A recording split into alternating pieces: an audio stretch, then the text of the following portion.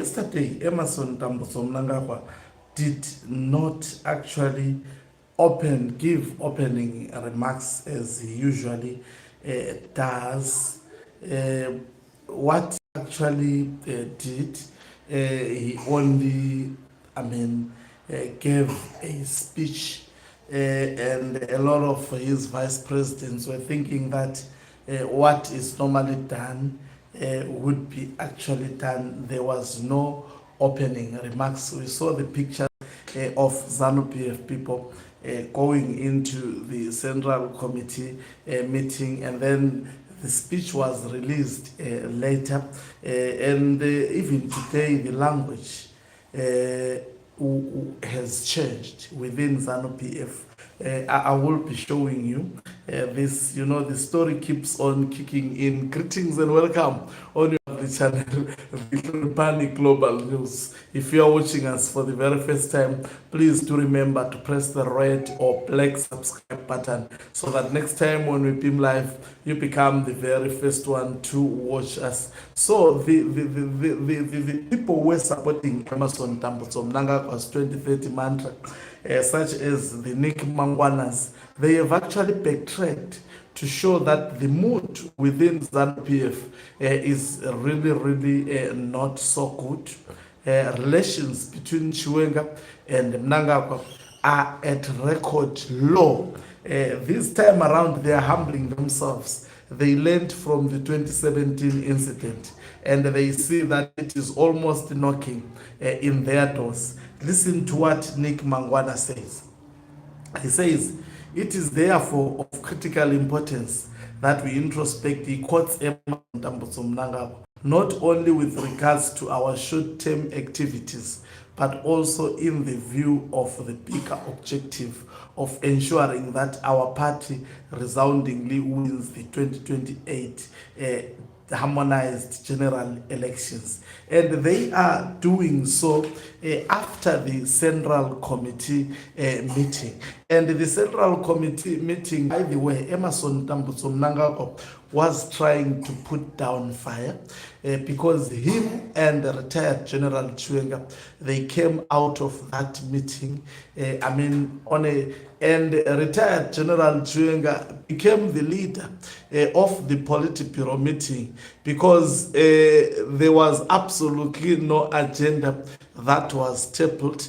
He came with a dossier actually leveling the true allegations of how Zwikanandas and Emerson Mnangagwa have been defrauding. He focused merely on ZANU-PF, have been defrauding ZANU-PF money and parading it as their wealth, leading to Emerson Mnangagwa without saying much. It is said the man did not say much. He ordered for an investigation into the matter. And even when his loyalist, that is the Minister of State Security, Matuke, tried to actually raise his head, as they usually do in most of the Politburo meetings, thinking that retired General Chiwenga was going to back down, where he raised the issue of Chiwenga wanting to take over power unconstitutionally from Emerson Mnangagwa. His tail was cut so very short, the tail of Matuke, when he was reminded that he is an entity when it comes to the politics of Zimbabwe. Now, we heard that as soon after that Politburo meeting, most probably Chiwenga told his lieutenant what had transpired, and the reserve army returned to the barracks. At the moment, the information is still coming in bits and pieces.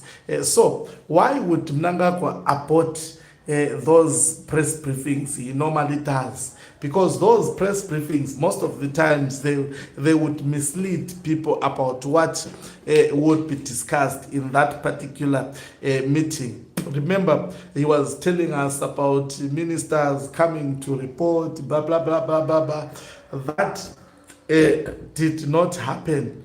What actually happened is that the center of attraction was redirected to retired General Chiwenga, who began to call shots, who began to actually stamp his authority within ZANU-PF, demonstrating how Emmerson Mnangagwa has been taking him for a ride over the longest period. And I think Mnangagwa was taken by surprise.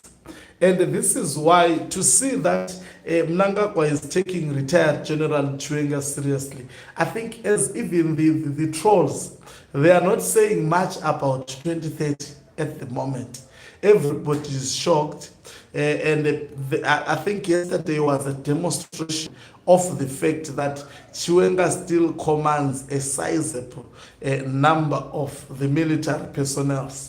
If the reserve personnel were actually willing to lay their lives, and they are still willing up to today to lay their lives for retired General Chiwenga, that shows you who is the boss between the two. That shows you that as much as Mnangagwa has wounded the man, and the man has been quiet for a lengthy period of time, the man was calculatively seeing everything and waiting for the right moment to act.